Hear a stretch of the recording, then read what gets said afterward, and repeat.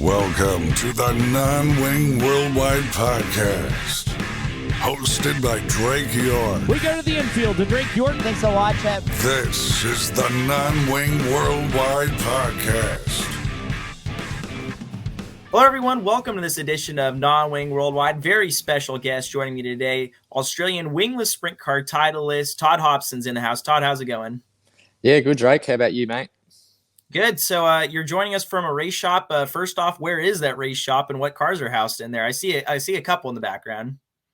I got to get out of the way the right way. Okay, so pretty much this is the Wingo Bros race shop. So we've got pretty much all Flying Ryan Thomas's stuff in here and some of their personal stuff as well. So there's actually how I've set this apparatus up today for the camera is actually on a Silver Crown tank that they're taking apart. So yeah, this is the Wingo Bros shop in Pittsburgh, Indiana. I've been driving this side. There's this car here a little bit. So this little Dash 12 there for Mike Thomas, Ryan's dad. So it's been pretty cool. And yeah, lots of toys here. Absolutely. So let's go back to the beginning of your career. What were your earliest memories in the sport of racing? Well, pretty much. My dad's been around racing for, I think, now 52 years. So he started racing way back in the 70s. So that just shows how old that is.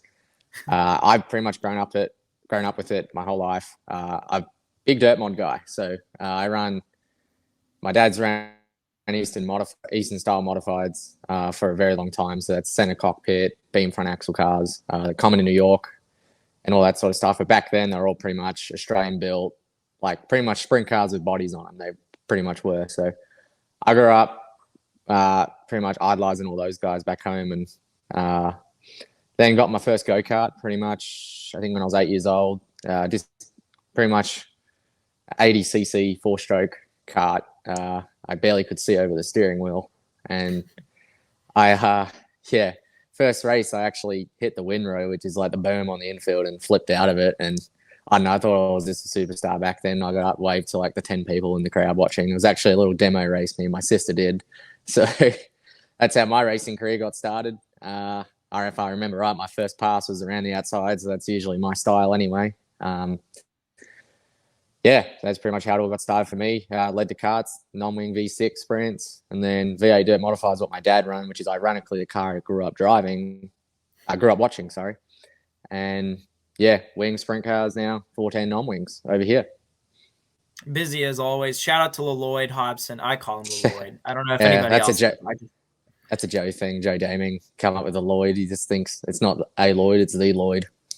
It is the Lloyd. I love your just dad. The one and only. Yeah, Exactly. You've definitely seen all the sides of him. Let's just say that. Yeah, that's for sure. So you mentioned flipping out of the go-kart superstar when you were very young. Did you have any goals when you started out, or were you just one of those kids out there making laps and kind of figuring it out?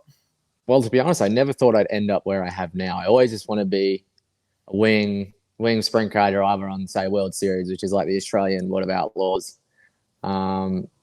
You always want to be an Aussie champ, like what I've done. That's definitely one goal. I didn't expect it to be in wing or sprints of all things. But yeah, I was like yourself, Drake. I'm a massive race fan myself. I grew up watching every one of the classic, every race I could find with limited resources back in my day. I'm 25, so we sort of had a bit different deal back when I was probably 12, 13, when I was really chasing it hard, just watching races. But always wanted to run the classic. Unfortunately, I nearly got to do it this year, but we just tore up a primary car. I really shouldn't have in a B main, which wasn't great. But pretty much ending up here wasn't my goal, but it eventually did. So definitely wing racing in Australia was my goal, but here we are. And while we're on the subject of, not only the early years of your career, but your life, you're really the first international guest we've had a real sit-down conversation with. We had Travis Miller a couple weeks back for Indiana Sprint Week, but that was just talking about Sprint Week. So, Todd, I guess you get the honor of being the first sit-down Aussie guest. So tell the audience at home, what was it like growing up in Australia? Australia growing up it's similar but the same to here. Like, you sort of have a bit of a laid-back culture, but yeah, the cultures are pretty similar. Definitely have to travel further if you want to sort of race. Let's just say that. So pretty much my minimum every weekend is about 3 hours. Yeah, I grew up in a big city, Melbourne, Victoria. Travis is the same. We pretty much live about 30 minutes apart. And ironically, Travis's sister lives, Sam, and her partner Anthony live like literally 2 houses down from me. So the poor neighbor between us with 2 race cars there. But Australia's pretty cruisy. I just had the usual, like, just grow up. Pretty much went to primary school around the corner, walked to school, then high school, got a bus, went to high school, like it pretty much here. Don't have yellow school buses though, just regular coach buses. But that's pretty much growing up in Australia. All right. And so one thing as well, not too far from the beach, so everyone's pretty much 70% of the population's on the coastline. So it was cool going to racetracks and the beach, which you probably experienced yourself in California. I only went to Ventura. That's the only racetrack I've been to, the beach and a racetrack on the same day. So, the Midwestern kids are very mad at you right now, but let's get them not mad at you right now and jealous. Yeah. Australia, you mentioned, you want to be a World Series sprint car driver, which, as you said, is basically the world of outlaws in Australia. But you, from an early age, really learned about non-wing sprint car racing through the internet. So what was kind of the process of finding out about non-wing sprint car racing, specifically in Indiana? Well, like a lot of people, which I think it's crazy it's still not happening in terms of promotion, is the loud pedal videos. I don't remember how I seen it. I think I was just sitting in the office at home and I just browsed YouTube videos. This is back in 2013. And I probably late 2012. And I came across the Indiana Sprint Week slow-mo montage from Indiana Sprint Week. And it was literally the most unreal thing I've ever seen in my life. I can't even describe like the feeling I had when I first watched it. I think I ended up watching it about 12 times just in that afternoon. I was like hooked from there. I'm like, wow, these guys are no joke. And then 410s, and we had nothing like that at home. We got V6 cars, just obviously for obvious reasons of danger. No, like Australian Speedway is just a big insurance company, pretty much blanketed over everything. So pretty much followed it sort of passively. I still was into the wing stuff and going to the Classic, and we're following World Series and all that. And then got the opportunity to actually come over with my now car owners, Larry and Gary Fitzpatrick, in 2015. We just hit it up every race we could. We started down in Dallas, Texas. Larry has a fifth wheel RV here. So we towed it up from Dallas, Texas, caught up with some UMSTS modifieds, which I think are the pretty friggin' wild modifieds. Let's just say that. They're pretty much his late models with skinny tires. So I really recommend that if everyone wants to come and see those. Ended up hitting some late model shows. Then it always was a plan to get through Indiana, then to Eldora and go home. So we went to, I think it was the Bill Gardner Sprintacular. It was my first race in 2015 I watched. And I just found it completely unreal in person, what it was. And I'm like, I think this is where I need to be. So I definitely got hooked there. Then seen a race at Kokomo back when Kokomo could just run any line and be fast in a way. It was just, I couldn't believe, number one, how fast the cars went around such a flat sort of semi-bank track, along with all the lane choices back then. It's a little different now, it seems. I'm trying to figure out sort of why, but it just seems a little different now at Kokomo. But then I had to finish up school, and that was when I was in 11th grade. Pretty much had to finish school up. And then, probably 2018, I'm a mechanical engineer, so I was studying pretty hard, getting a little frustrated in winter. I'd still be watching loud pedal TV back then. We didn't have flow racing yet. So I'd be watching pretty much every race I could there from California, Indiana. Even I think I had Jack Slash subscription back then. But with the Jack Slash as well, another thing that really just was that next quantum leap. I remember he used to release some podcasts. I think the first one was T-Mez, and then Justin Grant. And then there were guys that's in the industry like Joe at DRC, I remember, was one. I have to remember off the top of my head. I remember Darren Clayton was one too. And those podcasts literally had one thing. And if you want to be in Indiana and be successful, or at least try and have a crack, you just got to be here. Doesn't matter how, doesn't matter why, or it doesn't matter really how or what you do. It's just be here. Like, it's no good being 10,000 miles away trying to be involved and make it all happen. So I'm like, that was the real point. I thought, wow, let's try race here. And I set about a 5-year plan from 2019 to make laps in Indiana, and I surpassed that easily. But essentially, firstly, like at the end of, I think it was my 2018 college year, I'm like, well, what am I doing next year? Like I need to actually try get here, because I don't really have a plan why, and I don't really have a plan how, but I ended up sort of just, where the hell do I get started? And I actually was doing a go-kart race at Avalon, which is in Geelong. So it's about an hour and a half from me, other side of Melbourne, pretty much our metro track.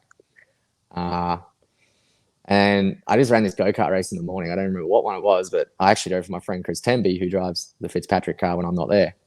And anyway, I was about to leave, and I'm like, Simpson Speedway's on, All-Star Challenge 360 race, massive wing show. So anyway, then I ended up like, I want to go down there. I want to speak to a fella named Scott Boguski, because he's actually made a successful deal over here, running wing cars though. Anyway, I just wanted to see how to get my foot in the door and like sort of mannerisms of Americans and stuff.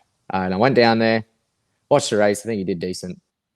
And then I just went to him after the feature, and I'm like, hey, how do you get over here? Like, I want to do it. Anyway, he just gave me a couple bit of advice. He's like, just get over here, work hard on someone's car, and don't complain, which I don't. That's sort of the Aussie work ethic. Like, you just got to get it done. Like, there's no, like, I do see a lot of complaining, and people think they're important for complaining here. But honestly, you just got to do what you got to do and just not complain about it. And anyway, so that started the search. And I ended up getting onto Brian Van Meveren, who was running the USAC Rookie of the Year at the time from Minnesota. He's actually was out of this shop. So anyway, I didn't know Brian from a bar of soap. I called him and worked it out. And I said to him, I'm like, mate, like, I'm coming with barely anything. Do you have, just pay my pit pass, and I'm happy just to follow you around wherever you go. And because he said, I'm coming, I'm pretty much staying in Indiana for the whole month, because Minnesota's 10 hours from here. And I said, the next thing I said to him was like, I don't have anywhere to stay. And he's like, oh, have you checked like Airbnbs or anything? And I'm like, I'll be honest with you, mate, I don't have the budget for that. And if you want my help, I just sort of like, I just need just a bed to sleep. Can be a couch, can be anything. So after all that, I ended up pretty much next to that fridge behind me where all the stickers are. There was a couch there. I slept there for 5 weeks when I first come over, and worked on Brian's car for the month out of this shop. And yeah, he took very good care of me, and I appreciated it a lot. So yeah, that's how I first got to Indiana. And from there, I sort of just had a 5-year plan to at least get laps in a car here. And COVID sort of screwed that a bit, but it was going to go from 5 years to about just under a year, because that's how TSR deal with Tile Sturgeon Racing come about. And yeah, unfortunately COVID killed that, but yeah, it worked out in the end. It definitely did. And one thing I've always liked about you, Todd, is you like to put yourself out there in many different ways. And one of those ways is I always viewed you as a guy who will drive any type of race car, anytime, anywhere. You mentioned, obviously, the wingless stuff in Australia. You come over here and you run non-wing 410s. You've ran winged 360s, winged 410s, V8 modified. So where does that willingness come from to just drive anything you can get your hands on? Well, Drake, I have this saying, and it's yet to disprove me, except when I'm working on my own stuff and burn myself out, Nelly. Seat time is elite time. Australia, unless you're doing elite wing, like top end World Series / I don't even know what they call it now, because World Series isn't even around anymore. But if you're doing like 40 nights everywhere around the country, you're not going to get 40 nights. And I'm lucky enough to have the opportunity to run a lot of race cars. I always just had my own V6 wingless, and I could still stretch that. The most I did in 1 year just with my car was 30 races. Usually Australia, a lot of people aim into 20, and that's a really decent season. A lot probably get 10 to 15, especially at that level. But, I mean, I just love race cars. That's what I do. Obviously, here's always been sort of my goal. But if someone says drive a 305 or wing car tomorrow, I'd probably do it. I just like driving race cars. I've dedicated my whole life to this craft and this sport. And yeah, that modified I'll always race, because that's a bit of a family heirloom. So, and then the wing stuff was honestly, I used that to put that team together with my 360 before I come here. I did that so I could get used to the speed of a 410 because I never driven a 410 before. I never driven a 410 till Circle City last year, to put that in context. And then it was in a 410 wingless, so that's pretty wild. But yeah, I'll just try wherever I can. And I usually say, no, I'm going to slow down this season. Like last year I said that and I ended up doing 35 nights just in Australia. So it probably will be a bit slower this year because the priorities are changing a bit. I'm not going to be just an everything driver. Focus on running these 410 non-wings. Obviously, I got to defend my national title and just fit in when I can anywhere else. I'm probably going to have a pretty crazy season back home.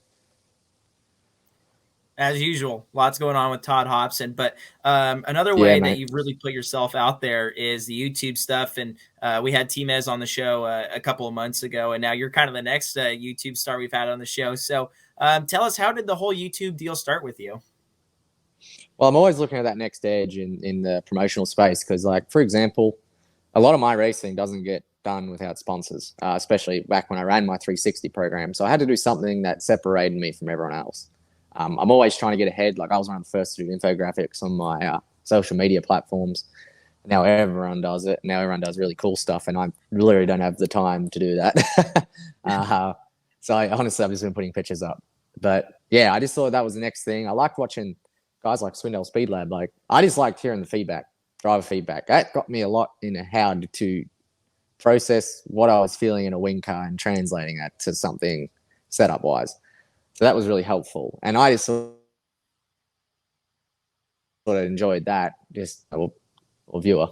So I thought, I'm going to give this a go myself. And what's the worst thing about that, Drake? I'm the biggest introvert, even though it doesn't really seem like it. So it took me a really long time to really come out of my shell a bit and do it. But I still think I struggle with that a little bit. And I think that's why I'm not a Meserol and have however many tens of thousands of subs. Like I don't have that many. And I started my channel before him, which is ironic. And I helped him with some stuff too. But I'm happy to help whenever. And he's trying to help me out. We had a cool day out a couple of weeks back. And yeah, now YouTube's just something different. And like a lot of teams have been taken on board good, which I've really liked because a lot of guys are a bit funny with GoPros, but a lot of teams are taken on good I've ran for. Unfortunately, it's sort of part of the deal now. If I race for you, I got to put cameras on the car, and I like to use that.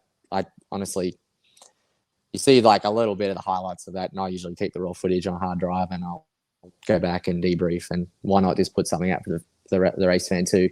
Like we're in a sport where we're sort of closed off. We're more open than other sports, but we're sort of still closed off. So it seems like it just can give the average race fan a bit more of an insight of what goes on in the pit area during the night, because I've even noticed here is a big disconnection with that. So I think tracks need to work on that. I've come up with a couple ideas I've shared to like guys like Putnamville and stuff. So hopefully that'd be pretty cool.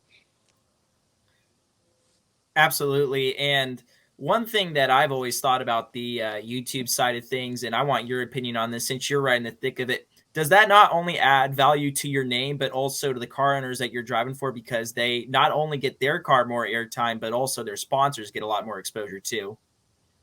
Yeah, exactly. It's actually got a little messy for me, like in terms of if you consider it a business model, which if you're listening, I'm doing the little talking sign thing because it's not really a business model at the moment because I'm not really making money off it. But yeah, well, with the sponsorship, it's good for them. They get their brand out there. My brand gets out there. And that's probably the most important thing I value in a way. Obviously, winning races comes number one, but my personal brands are close number two. But yeah, absolutely. Except when maybe the bad nights happen, but that happens. I'm a lot of guys only want to show they're good. And I think that's a bad thing. I use permission, especially if I crash, that I can post the bad night. Because in the world of social media, you just don't you only see good, you only see glitz and glamour. You don't see the tough in the train shoes. You don't see the grit. I'm trying to do that as best I can while racing because I don't really have anyone helping with video content.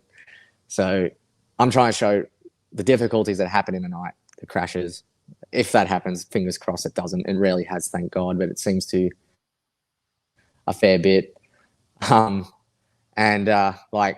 it's just not given the no bullshit story. Like it is what it is. Like we have to tell a story. But yeah, it definitely boosts everyone's brand. Like I just get so many random comments from just people you wouldn't suspect. And that just makes my day, honestly. So I really appreciate everyone following. And yeah, car owners, yeah, if you have me, you have to have the cameras on. So usually everyone's pretty good with it and it works out. It usually does. And the thing that has always been tied to you and your YouTube brand, especially, is the slogan, all dirt tracks lead to Indiana. Excuse me. But let's talk about that slogan a little bit. First off, where did you come up with that slogan? Did you hear it from somebody, or is that just a totally original thing you came up with? Well, it's not totally original, but it's definitely different. I pretty much, the world of outlaws just have all dirt roads lead to Charlotte. I don't even know. This is just how my brain works, Drake. It just randomly comes up with stuff, and that's how it is. I don't remember when it come up or how it is, but I think at first it was all dirt tracks lead to Indy, which I thought was vague. This is back, I think, probably like 2018, maybe 2019. But it was before I come here the first time, definitely. But it's pretty much went to all dirt tracks lead to Indiana to focus on like the whole state of Indiana, because I don't just race in Indy. Indy sounds like Indy cars, and that's not the case at all. I'm not racing Indy cars. I never will race Indy cars.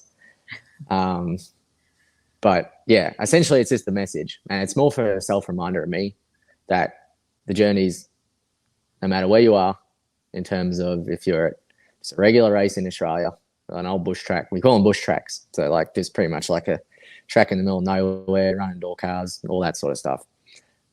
Or the biggest race in the country, even if you're going to watch, this is my mentality with it, even if you're going to just spectate, watch a race, there's only pretty much dirt late model racing I sit back and enjoy, because I don't really know what, like, I don't have a goal that's a passive goal with it.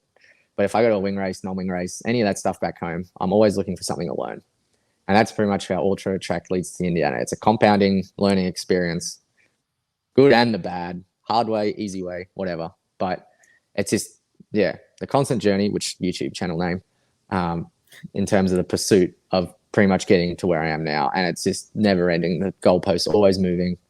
You're always like, I made it to Indiana. We're racing consistently for other people, which is cool. I've always wanted to do that. But yeah, the goalposts are always changing. And yeah, that's pretty much where it comes from. I can't explain it any other way, but it's just the learning process and the journey to get to here. Now, the $1 million question is, and I asked you the first time I met you this question, but do all dirt tracks lead to Indiana? That's what we all want to know. I mean, Indiana is the racing capital of the world. So especially another closed sort of mind, like tunnel vision deal, is obviously the capital of non-wing sprint car racing is Indiana. So in my eyes, it definitely does. I mean, if you can be an hour from probably the best racetrack on the planet, Kokomo Speedway, I think you're pretty close to this is where it leads to. Absolutely. And circling back to your days as a crew guy on Brian Van Beveren's car, and I believe you worked for a couple other guys at that time too. Tell us about that life, because you come over here, you're how old at that point? You're still pretty young when you come over here the first time. I just turned 21 because it just was sort of how it worked out. Like I don't drink or anything, so it wasn't a big deal if I wasn't 21. I only just crewed for Brian at the racetrack. That's pretty much it. I had no other means of transport, so Brian was my transport. So I just went wherever he went. But at the shop, it was a different story. So here, Tyler Sturgeon's cars, who I drove for last year, his stuff was all kept here as well, up till Tyler just built this really nice shop during the winter. So what else have I got to do? I just helped him on his car, did all Brian's maintenance. And once I was obviously, my priority was Brian. So I helped all him on his maintenance, and then I'd help Travis, Berry Hill, and Tyler on their cars. And I loved every minute of it. That's all I wanted to do.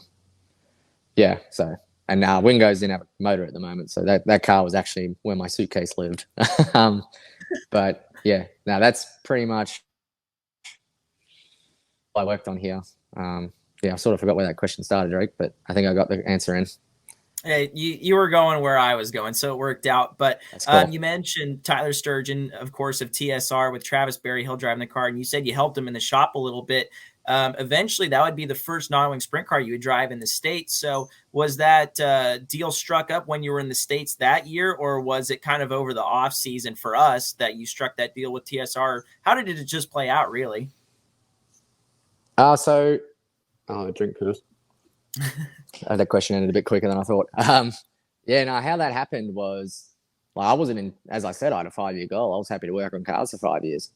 And that's just what I had to set myself.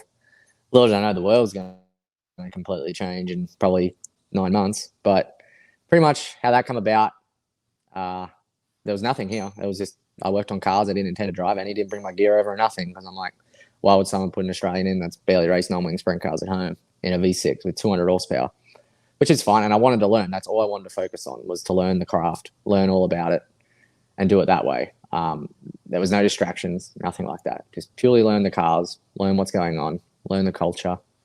So, yeah, went home made good connections with Tyler, and always would talk to him when he was here. And Travis as well, became one of my really good mates. I ended up helping him at Chili Bowl in 20 there for Morris Motorsports from California, because Travis needed a crew guy, and I just wanted to get back over there. And it was an expensive week, let me say that, but and to take it out of my season, but it wasn't a big deal. I was only running non-wings back then, and there wasn't really anything in January to clash with all the wing racing. But how that come about was, I was pretty much sitting at work at about, I just got to work about 8:30 at where I work as an engineer. And Duraco actually responds to me. I better give them a shout out. Then I essentially just got a text. Tyler's this is completely out of the blue. I think I just started talking to him, and he goes, "What are you doing this summer?" I'm like, "Oh, I'll probably go and help Brian again, That's probably about it. I don't really know. Like, I just want to come back. Oh, come drive one of my cars. Just help us out a little bit. And yeah, we can give you a couple shows, because I was doing this between my college breaks. So it's only 5 weeks. And college, it's a bit different than here to home. Let's just say that. That's probably another thing with the Aussie experience. Like, I had to work while being at college. So my college experience was very miserable compared to a lot here. And I lived at home and not on campus. So that's a completely different deal too. So I pretty much treated college like work. Sort of sucked, but that's what I had to do to race. But yeah, he just said, come drive one of the Dash 12 car they had, which they don't have anymore. And I about froze up and fell over, and I rang my dad straight away. I'm like, Dad, we can go race over here. Like, this is wild. And anyway, I started writing a little bit of a list down, a couple sponsors to help over that I had on my corner already. And then this is the same week they had their first COVID case. It's probably a week after the GP, Melbourne GP, where the big event cancellations happened. So anyway, I'm roasting the glasses, asking all these people with businesses, hey, do you want to help me out? I'm doing a couple shows in Indiana and all that. Just wanted to see. And they're like, oh, we're just going to see how this pans out. And this is COVID pandemic. And I didn't really, purposely didn't think of it too much, because I'm a bit of a doer, not a thinker. I am a thinker and overthinker. But, I usually try to think of the consequences after. And that sort of, lets me down a little bit in some things. But it's how I get to where I go. So anyway, I started asking all these places, and they wanted to wait. And they're like, I think it's all going to change, Todd. I don't think we're just going to hold off for a bit. And I'm like, okay, that's not good. Shit. And anyway, about 3 weeks later, everything got shut down. So my only goal now was pretty much just keep in contact with everyone. Tyler had another driver running then, and I assume that deal's probably expired now, and might be all over for me for now. But yeah, my only intention that whole entire 2.5 years I was stuck in Australia was getting back here. And I did some really, really stupid things to try and find a loophole to get over here. But it either was going to be $20,000 or $50,000, or very, very sketchy with high risk, and probably both. So flights were very expensive here. So anyway, then I think it was pretty much when it was all sort of the other side of it, about January or February. I don't remember. I was getting lunch again at work. It's usually about evening here. So I went to get, I just was in the car park at the local takeaway shop or takeout, whatever. And I texted Tyler, I'm like, hey, do you still want to put something together this year? Who's driving for you this year? I'm happy to, I want to come back over if the offer's still there, because I probably can. So anyway, he said, we got a free car. Just, give us a call, and call it out, worked it all out, and put 21 shows together. And the first show was a bit of a confidence hit, because I was really not off the pace, but I was sort of overdriving the car and not letting it keep up. And I was just, not doing great. Circle City. So, and it was sort of blowing dust. And then we had a part failure in the B main. So that was how my thing started. And then like, oh dear, this is, I knew it was going to be very hard. I'd probably look like that. I'm like, that went probably as expected. Then the next show around Bloomington the next Friday, and I qualified fourth quick straight up. I'm like, oh wow, okay, that was all right. Because yeah, I think they decided to take me there because they were struggling to slow me down, and that was when Bloomington were banking and sped me up a bit, so that was good. And then essentially, yeah, come second the heat, led it till 2 to go, and missed the bottom, and then yeah, the old redraw happened, and your boys drew pole. First ever A-main in America, and I drew pole, and I come back and I'm like, Tyler, we drew pole, and he's like, oh, that's good. I'm like, no, I'm shitting myself. So yeah, ended up running fifth then, so that was all right. I held second for a lot of the race. Brent Beauchamp and I think Jeff Ensign was in the Burton car. So yeah, that's how it started for me over here. And you mentioned the power difference from your non-wing sprint car in Australia with the V6 compared to a 410 sprint car over here. So what was that adjustment like, adjusting to a much faster non-wing sprint car? It actually, it's stupid to say this, but it's somewhat easier, and that sounds really ridiculous. The problem is these cars are built for 900 horsepower. In terms of tire size, how the suspension works and all that. So essentially, the V6 wingless gets stuck on what I call stuck on the rear tires because they can't barely even spin them. So you're sort of wrestling the car around just to get it around the track. These things, you just sort of put horsepower down and it just goes. I'm lucky with running the 360 and the dirt modified. No, not the dirt modified, more or less, but the 360, as I said, it slowed everything down for me. Winged cars, I don't care what anyone says, they're faster than these to a point. So the 360 just brought everything back, and that helped us a bunch. And just how the modified, it's a 360 as well, steel block, steel head. So that taught me really to turn with the throttle because our modified's just like it. I'm going to call it a Silver Crown car. It's pretty much a bodied Silver Crown car. So that it wasn't as massive as a jump, and I'm obsessive with research. Like literally, I don't have a life. What was really handy actually during COVID, I did a lot of research on sort of the cars themselves. Then the flow films come out for Sprint Week. I think it might have been 2018. Correct me if I'm wrong. Somewhere in there. I want to say 2020 stands out. 2020. Yeah, that might have been it. Yes, because there were NOS cars and stuff. Because it was Grant, Wyndham, Leary, and there was another couple.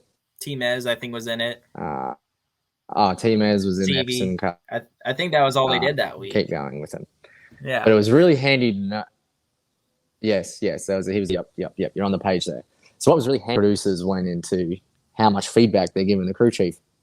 So again, I really, really took that on board, watching what they were saying, then watch how the cars were like behaving, and then I'd listen to what they were saying. I'm real, and I'll always listen to a feature interview every time because there's always really good nuggets in there.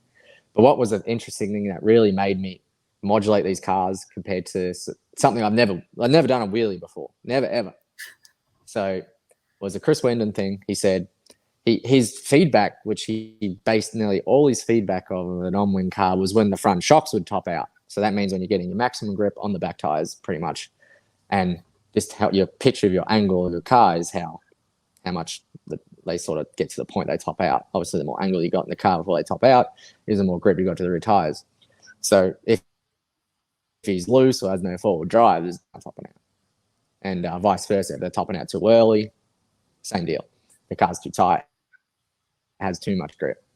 So I thought that was really interesting, and that's pretty much how I drove Tyler's car and how I've sort of drive now, but I've learned some more little tricks of the trade in terms of when to get on the gas and all that. Yeah, that's pretty much the basis of how I started to learn these cars. And you talked about your 2022 season. You ran about 21 races, I believe you said. And there was a lot of good nights, maybe a couple not so good nights. But for you, what was the most enjoyable part about your first USA Tour behind the wheel? Well, it was pretty much all the people as well, like especially like the Sturgeons who I raced for. They treated me like family. Wingos treat me like family. Thomases as well treat me like family. So I'm lucky to have that support base here. Probably the most enjoyable thing racing-wise was definitely ripping at full noise around Kokomo. did good MSCS show one night last year and pretty much banged the boards down with no cushion on it, and got a solid top 10 or 8th or something from 20th. So that was probably my favorite night over here. But I enjoy the style of racing here. Everyone sort of races really hard but really clean. You know you got to race a guy the next week, and if you hit him, he's probably going to kick your ass. At home, we sort of have a bit of policy where you can't really get like have people get like in fights without massive consequences in terms of your racing career. So usually, if you get in a fight back home, it's 12-month suspension minimum. Except if you're a somebody, who knows? That's a bit different, but I won't go into that.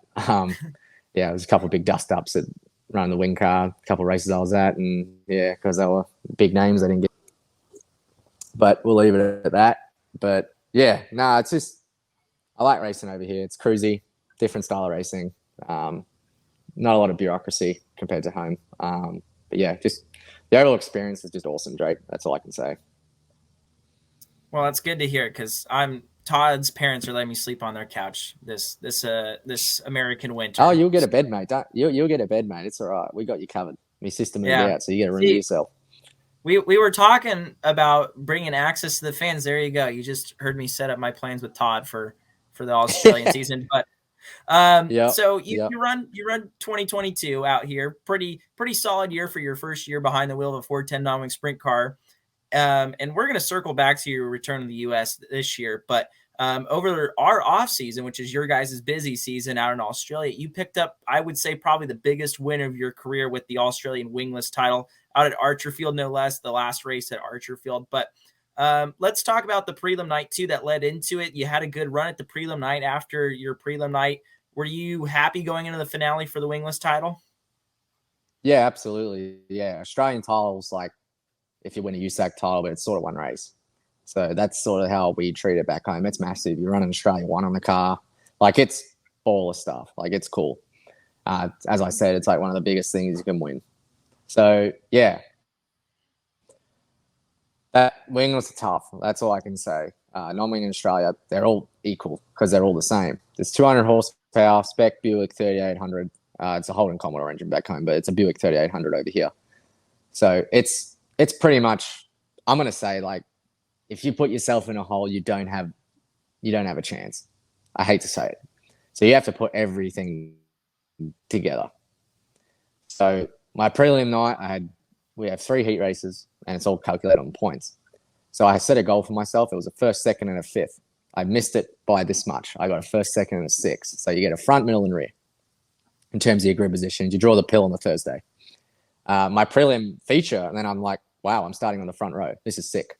So out of 85, I think it was, cars, I'm on the front row of the prelim, which is good. I didn't run third in that feature because I went into one trying to yard sailed the curb and about ended it for everyone for a half a point prelim. That meant really nothing. So all the points are calculated the heats and the prelims. It's a slight bonus to the fans, and it really doesn't make sense. But then it doesn't make sense to not put a feature on for a night. So a bit torn between that. But anyway, yeah, my prelim, we ran third, and I said to the guys, I'm like, we can still be so much better. Like, I think if we do these like couple little things, our thing's going to be just lights out. And sure enough, second night, yeah, we sort of started off. We have an invert 6 heat on the second night, pretty much like a USAC, but they line it up off the points. And everyone in the top points of 6th place cars in 6 or 7 heats or whatever it was, they all went to at least first or second. And I unfortunately went to third. Third or second? No, I think it was third. And I'm like, man, that's buried us. That's definitely buried us. Because I had a bit of unlucky start. Guy hit the water, cleaned up the guy on the outside of me. And I was lucky I wasn't him because he went flipping. And I just seen it happen. I'm like, oh, God, brakes, on the brakes straight away. Because it just was a big, windshield wiper across the smearing mud across it. Because there's some with Archerfield, it always has a very wet bottom. But, yeah. That put us out of 5 in the feature, and I just literally, I'm going to call Shane Colbert on the tyres because that's who the best is it has. And, eventually come away with the national title, which was the most boring 40 laps in the bottom of my life, but still got it done. Well, there was so much more to that day, too. And if you check out the video on Todd's channel, it's very well put together video, kind of capturing everything. But you go to the racetrack, you do your average maintenance, whatever. and then you guys find a problem with the engine and you have to change your engine at the racetrack before the title. So how much stress did that add to your day before it even started? It wasn't a lot for me because I just let the Fitzers do it. They're really good at what they do. We were just worried about the timeline it took. But we didn't actually change the engine. So what happened is the Australian Wingless are self-starting. So they run off the back of the crank. They run the standard flywheel off a Commodore.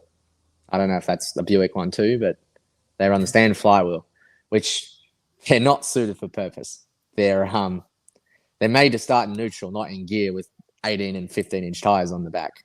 So there's no clutch at all. They just start off this ring gear. They tend to fatigue and crack. So, yeah, you tend to get 15 races on one. But we had started it up after all our maintenance, and it made the dinging, like it's a hollow ding.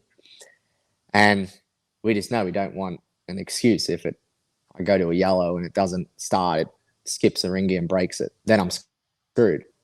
So anyway, it was just a conscious decision. Let's just change it.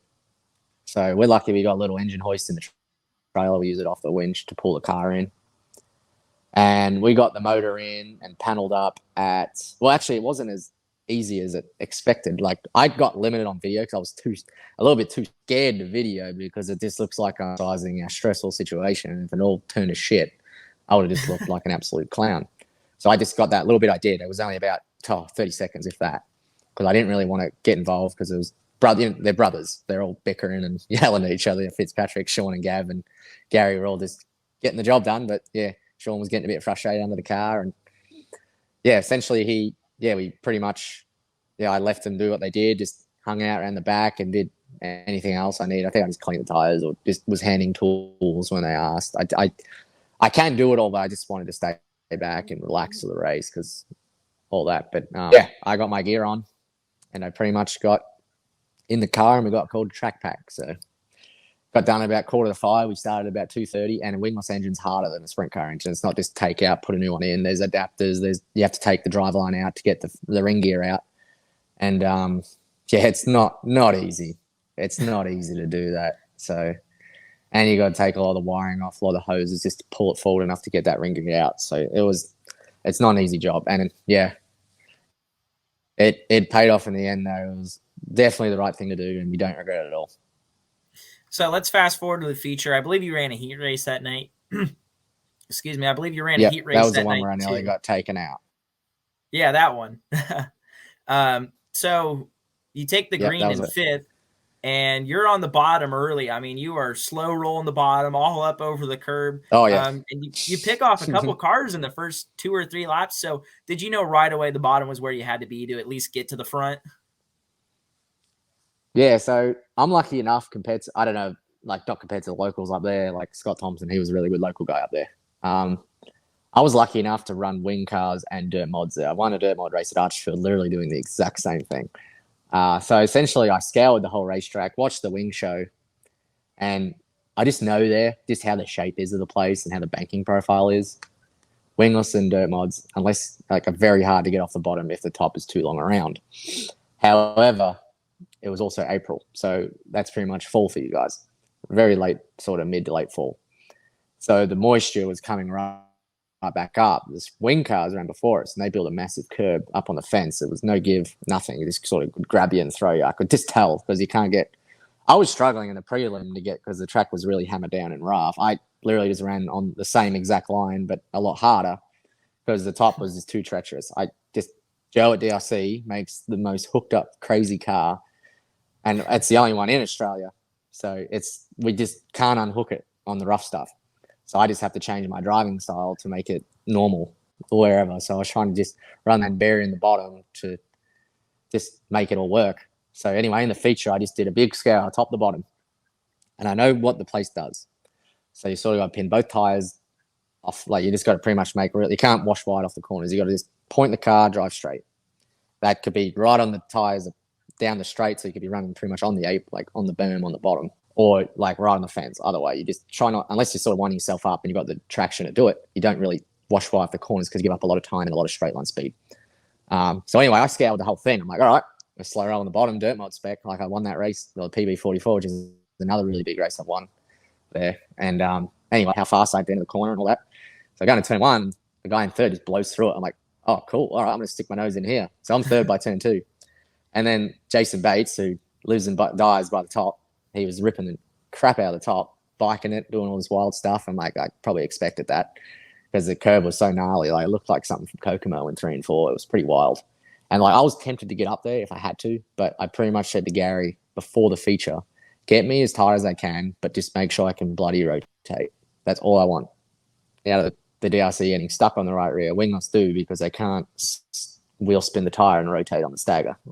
So anyway, yeah, then there were 2 guys in front of me both fighting for the top. I'm like, I'm just going to stay back here for a little bit because I know no one's going to go around me and chop me because it's just too long to get around the top. So anyway, then they're all still fighting for the top. I'm like, all right, let's just stick it in a 1 and 2. I was a lot better in 1 and 2. Stuck it in there, got the job done. And down the back straight, pretty much, the guy who was still sort of half on the bottom, Jacob Jolly, I just had to make sure I could not let him in on the bottom. And that's how V6 wingless racing work. It's a big game of chicken. And that's what's a bit different rating here.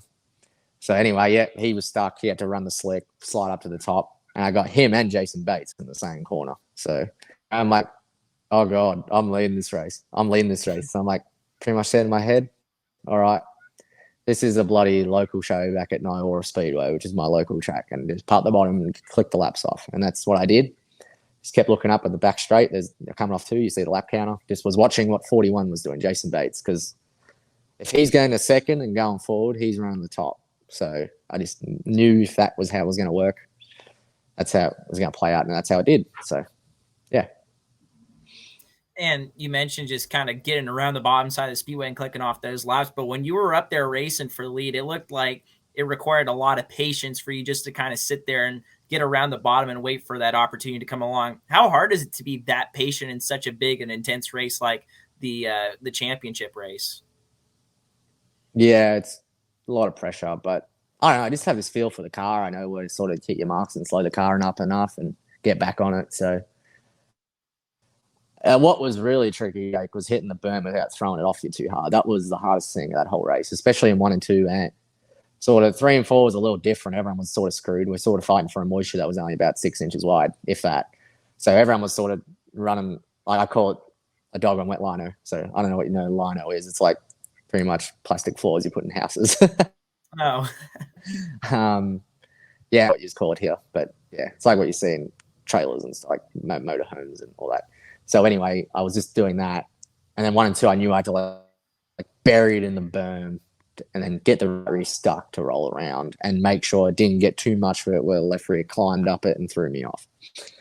Yeah, that was really the pace I had to set. But the hardest thing was getting enough berm to have traction and be in the grip, but not throwing myself off and then leave myself a sitting duck down the straightaway.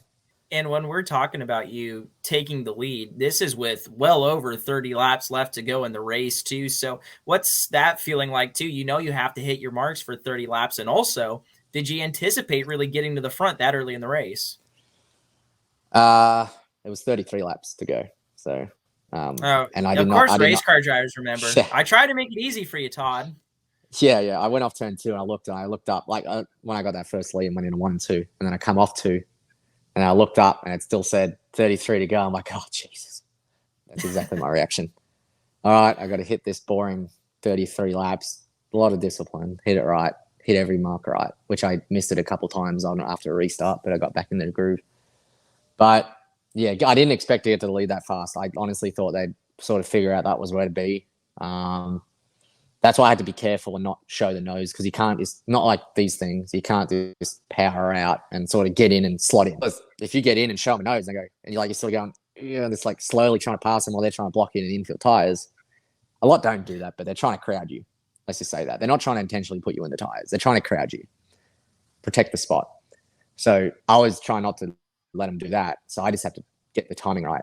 And went through the bottom, I'm like, I'm on the best part of the racetrack. So I knew that pretty early on, like first lap. I'm like, I'm on the best part of the racetrack. But racetracks can change. So I just was keeping an eye on that. But yeah, that was the hardest thing of 33 laps. Try and drive with mirrors in your head.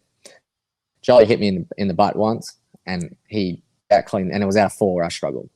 So I really had to get my discipline back, slow the car down on center to get off. So that's pretty much the way it went.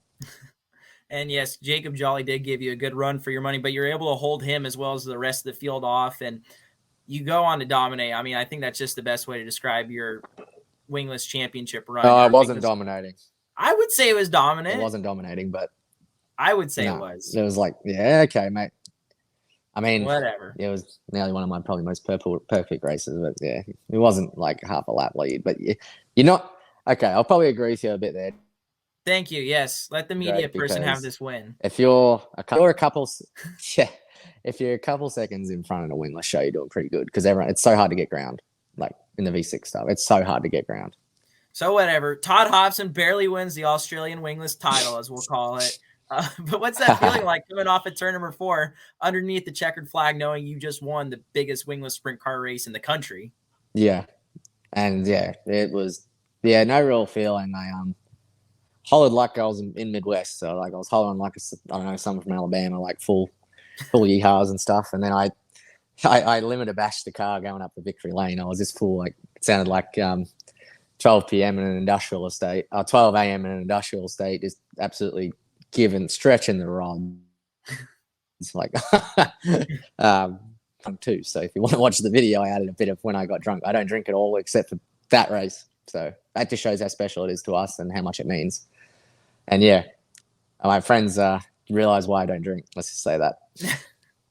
All right, that's good information. If you ever run into Todd Hobson and he's drinking, it's a very special occasion. But what's it going to be like for you to go back home in a couple weeks' time, I'm sure, and knowing you're the Australian #1 and to have that number on your race car, what's that going to be like for you? It'll be pretty surreal. I've seen some photos of the car already. So that was pretty cool. I just got told, hey, if it's on Australia 1, it has to go on it went in there, Speedway Australia Expo. So it sat in the Expo with Australia 1 on proud. And so it was like a museum artifact. So it had a full board in front of it saying this is how the race went and all that about the car. I'm like, come on, guys. It's like, yeah. The Fitzpatrick, I won it for Larry. Like Larry's tipped so much money and like so much time, money. Gary's just a whiz with all that. They've worked like super hard to get that program perfect. And it really is. I think anyone can get in that car right now and be really good. And it showed as well. My friend Chris Temby, he ran it up in Darwin a few weeks ago. If they didn't blow a motor or take each other, Chris Temby and my mate Mitchell Broom take each other out, he probably would have won the series up there for the chariots. But so and then a young fella called Angus Hollis, he's a micro driver at home. Never set foot in a wingless before. He picked up a race on the way home. Yeah, he went from last to third or something ridiculous because he had to start the back because he's a rookie. But something else I disagree with his stuff back home. But yeah, it is what it is. Angus did really good in it too. So I just think it's that good right now. Anyone can jump in it. So, but it'll be pretty cool. I'm trying to do something a little stupid too well, Jake. I get home on the 27th and I'm trying to race on the 28th. So I won't have a break. Well, Todd's already trying to talk me into going racing the day after I get there so he can get some practice. But no, you don't have a choice. We're going racing. Okay. So Todd and I are going racing. It's going to be like December 28th, I think. Yep. Catch us down there in Australia, or don't. You can catch Todd. No one cares to see me. But everyone wants to see you, Jake, a celebrity. Let's get back to racing in the United States for you. So back in 2022, or really as far back, I think you said as 2020, you had a ride lined up. Obviously, COVID delayed all that, but coming into 2022, you had a ride lined up. This year, however, you did not have a ride lined up. So kind of what led to maybe not having a ride put together already for you when you came out to the States this year? Well, essentially last year was put together a sponsorship and the economy is not great at the moment. So I tried to at least do something like that again, but no one wanted, and it was a bit of a, this is pretty cool what you're doing. Let's have another crack. Like, go do it. This is last year. Like that's something no one's really seen properly to your extent. Like what I did, getting in someone else's car and racing it and running it like that. Not a lot of people have done that. And no, I have a good crack at everything I do. So that enticed a lot of people to help me out. And it was a bit exciting to see what they did. Second year comes around. The novelty is not as quite there. So number one, a little hard to retain sponsorship that way. Just for some of my smaller ones, which I'm obviously still owe everything to that because I wouldn't have had the experience I had last year here in America. So essentially, it didn't really work out. Called a heap of currenters, and it's really hard to put something together from here. So I eventually just ran out of go. I just said, screw it, coming over here, let's do it. And yeah, I thought I'll just have to ride it out maybe a couple months, help some people out. But yeah, as you know, Drake, within 24 hours, I was just sending all my different phone number every year. I always kept in touch with Joe Daming because, like, I loved hanging out with Joe last year. I went to Jake Swanson's 4th of July party. That's where I met them pretty good. And I always just loved going to talk to him and hanging out. And yeah, he called me. He's like, what are you doing, Vegemite? He called me Vegemite at the start for some reason. Now he calls me Dave Barker because that's my suit. That's my old suit. So he's like, what are you doing? I'm like, oh, I just got here, just hanging out. Wingo's going to go to Paragon. He's like, you're running Paragon tonight in my car. I'm like, okay. This is at 11:30 on Saturday. And we were racing that night. I'm like, I'm about to fall over. I'm like, what do I do? I ran Archerfield and I used all my tear-offs, so I had to go to Hoosier and Brownsburg and get some tear-offs. And yeah, I was still very jet lagged. I wasn't even going to go to Paragon at that point as well. I just sort of said it just for conversation. So yeah, ran Joe that first night. I'm going out for engine heat and hot laps, and I'm like, what am I doing? Like this, I'm jet lagged as shit. I'm going to trash this car. And then I was in what I called the trophy dash. So pretty much who drew was CJ Leary, Jake Scott, Cody Trammell. Who else was in that? There was another one. He's pretty solid at local level. So I'm in the trophy dash here, and like all the other groups were just sort of scattered. And qualified last, not by a lot. It was like 2/10 off the lead, off whoever, or maybe a 10th. It wasn't even a 10th. So I started last, transferred from the heat race. It was only 6 cars in the heat, I think, and yeah, ended up 7th in the feature from 12th. And I sort of felt like I had a bit more, but yeah, I don't know. I sort of just fell over a bit when the track dirtied up, and that's a hard transition coming over here. Is how much track's changing. They just do different things because people run on different lines and all that. So that's been really tricky. But yeah, then the next time I drove for Joe, which is hilarious, they just ran Bloomington the night before. I don't remember when this was. And I'm the day, Chris, who's Joe's brother-in-law, rings me and he goes, you're racing tomorrow. And I'm asleep. I'm like, huh? And like, you're racing tomorrow. I'm like, where? And I'm like, they're like, oh, we're going to Paragon. Bring your stuff. I'm like, okay.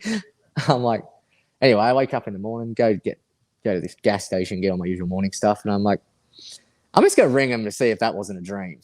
And I called them up and they're like, we're running tonight? And they go, yeah, we're running tonight. See you there. I'm like, okay, see you there.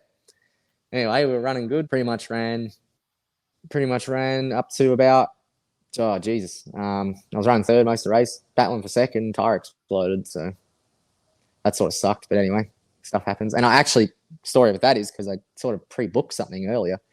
I went to Winchester and ran a vintage 60s roadster just because I got asked to, and I had that already planned. I didn't plan a race. And then, yeah, I had to hustle it pretty much like you run a little 500 or something like that. I had to hustle it from Winchester to Paragon, which is 2.5 hours. So made on time, raced and did well. And that's only a sampling of all the really cool stuff you've gotten to do this year. I think of your first start at Eldora. I think of having Non-Wing Worldwide on the 5T. You've gotten to fly the Non-Wing Worldwide colors a couple of times.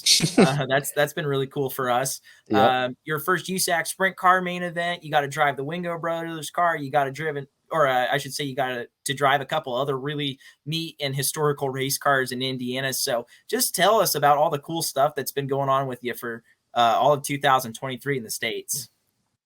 Well, it's been, pretty wild, to say the least. I've blown everyone's phone up, and I'm not sort of sorry about it, but I am. But I want to drive race cars. That's what I'm here to do. I'm here to show I'll outwork anyone. So, essentially, made Joe's funny with his stuff. Like, I'll go through some of the other cars I've driven, but I just want to touch on Eldora and Macon and how those come about. So I was happy to run around here. That was sort of my plan. It just comes up with impulsive stuff. It's hilarious. So anyway, he messaged me out of the blue. I think I was at CSI at the time, hanging out with Trevor. And I get a text saying, you're running Eldora on the 16th of June. I'm like, Eldora in a Dash 12? Me? What are we going to, like, that's crazy. Like, there's races around here. And I'm like, I wouldn't say no. And I'm like, yeah, all right, cool. We're doing that. Sick. Anyway, ran around Eldora and did good. We got 8th. The one night you want Eldora to like go dust slick, especially with that car. It handled. It was a trooper though. That car was a trooper around there. We ran 8th at the Boss Show, which was good, and banging the fence down like Jake told me to do. Jake Swanson. So yeah, other cars. Macon was fun. We only did the second night because Joe had to work. So we roll up and everyone like I know Blake Kearns and the Kern family who run it, and I've said to Blade, I'm like, come on and Macon, mate. You better be good. You're like, come Friday. I'm like, nah, only Saturday. And he was trying to beg me to come Friday, and I'm like, no, I can't. I don't want to push the issue. I'm happy. I'm just going to go second quick in my group in hot laps. I think it was like 11th overall. Ironically, beat the 21 AZ with Jake in it. But yeah, then we ran. I think I was up to 12th or 11th in the feature, but then I nearly drove up the catch fence and just ran the bottom, got the paycheck. And yeah, also been lucky enough to drive for Tony Helton and Jeff Miller, the 87 car that runs locally around here. Did a show for them. Appreciate Tony for letting me do that. But yeah, he's been taking the reins and having a crack at it. I had a deal that was probably going to last me the rest of the season, but it didn't really work out with John Sidrett and the Sidrett Racing 44. That's a car Dickie James drove, and John's really loyal, really nice old dude. Unfortunately, yeah, blew the motor up in hot laps. So that's sort of been the story of that. And then running Wingo Brothers Dash 12, which is literally the car to my what side are we here? Running that car there. Yeah. So that had something really good that we got shuffled off the track there. Never ran Bloomington all year, so that was good. Then yeah, this weekend's pretty cool. I don't know when you release this, Drake, but yeah, running back in homecoming a bit, running Tyler Sturgeon 77S at Paragon. So it's pretty much the same car I ran last year. It's got pretty flowers on it. So you hinted at it a little bit right there, at least what you're doing for this upcoming weekend. But do you have any other plans set in stone for the rest of your American season this year? I really don't, Drake. The only thing I really have locked in is we're driving the 5T at Lawrenceburg on October 7th. So that'll be pretty cool. Going to try to get the bounty. Joe's stuff's really good. I got Jake in my corner. There's some, yeah. It's the old OG 5T, which Jake raves about. So I'm very excited to drive it. Yeah. Obviously nothing wrong with the other car as well. This old bent 2018 or whatever DRC twisted in all angles is just apparently the best car Jake's ever driven. So I'm really looking forward to, and you can just see it around the racetrack. It just handles so different to the other one. It always looks stuck on the left rear, and I can't describe it why, but it rotates like it's crazy. But that's really the only thing I have 100% locked in stone. I'd really like to put something together for the Clash because it's been mildly depressing going to every Kokomo show and watching, but not actually racing in it. Kokomo is my favorite track here by far. I wouldn't say by far anymore. Macon and Eldora are very close. Macon was the best track prep I've ever seen, and Eldora is just badass. So they're probably all in that top tier deal, but I don't know. We'll see what we can put together with Wingos and the Thomas family if we can run one of their cars again. Yeah, that's just been the story of my summer, Drake. It's week to week. Yeah, I think I've cracked just over 10 shows here now, but I've been to like 50 or something. It's been good though. I've been adapting to different cars, seeing how different motors work, and it's actually been a really good experience. So it's just, yeah, I just wish there was a bit more frequency, but beggars can't be choosers, right? Absolutely. And we've talked a lot about everything you do in Australia. Do you have your plans back home set in stone for this upcoming year? Well, I say that always, but like what I said last year, but I did more races than I've ever done. I'm just trying to have a cruisy season. My own priority is really defending the national title. If I can go 2, that'd be frigging amazing. I'm only one of, I think, 2 guys to do it. And if I can get to 3, like that's, I think, in its own territory, unless a fella named Todd Wiggles done it, which he's won a lot. So I'd have to go back and look at the stats, but no, only a couple of really good drivers have got 2. So, that would just separate you from a lot and show it one to fluke. But, I kept saying during the whole year in like victory lane interviews, that's the best car in the country, and we proved it. So, yeah, honestly, my focus is going to be this year, next year, Drake. This is where you got to be. So hopefully I can get some permanency here. That's a bit of not as easy as people think. It's not as easy as moving from California and just plucking yourself here. I wish it was that easy. I'd be here.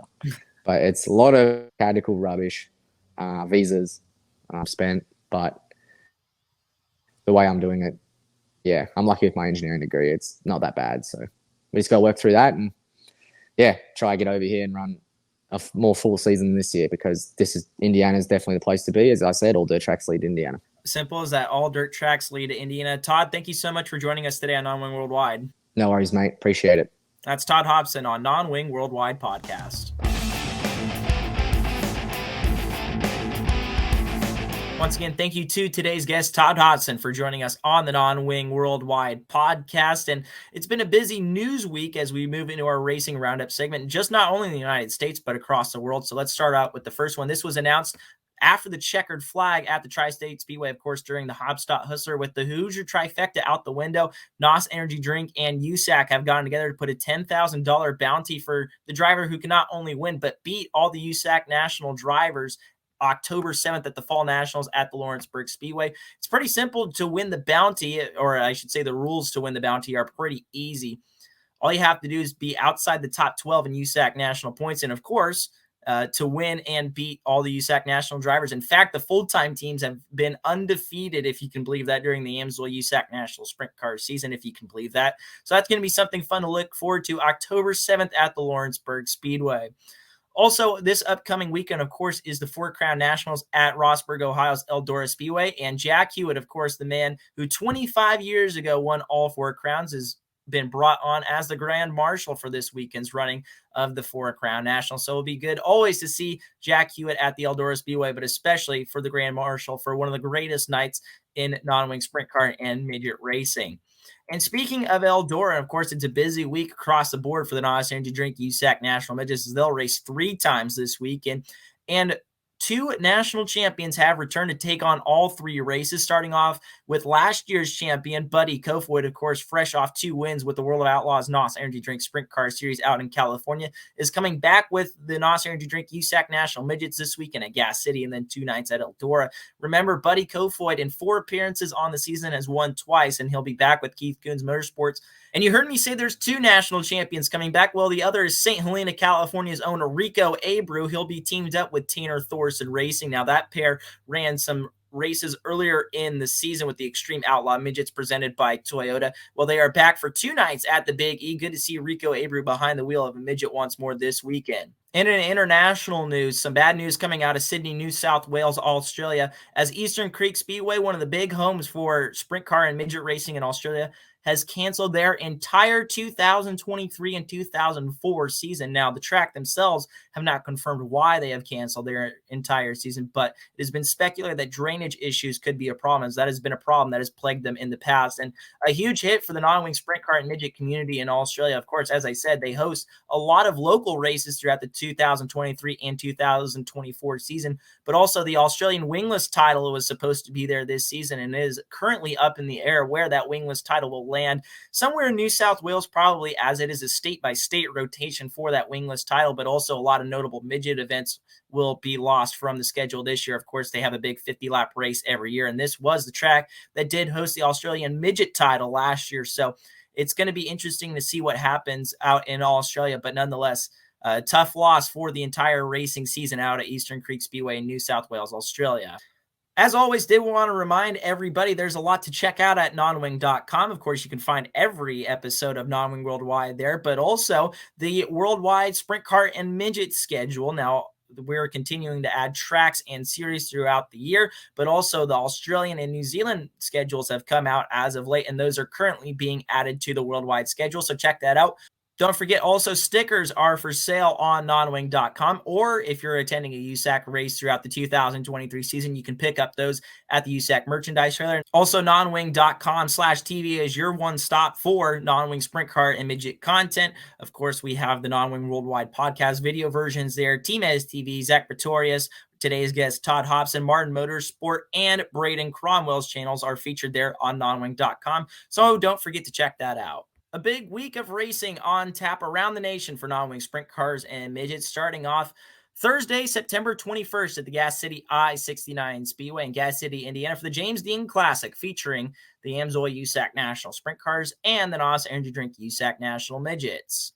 Friday night, September 22nd, another big night of racing, starting off at the Eldora Speedway in Rossburg, Ohio for the first night of the Four Crown Nationals, featuring the NOS Energy Drink USAC National Midgets and practice and qualifying for the USAC Silver Crown Series. Delaware International Speedway in Del Mar, Delaware has the USAC East Coast Sprint Car Series. Lee County Speedway in Donaldson, Iowa has the Power IMRA Speed 2 Midgets.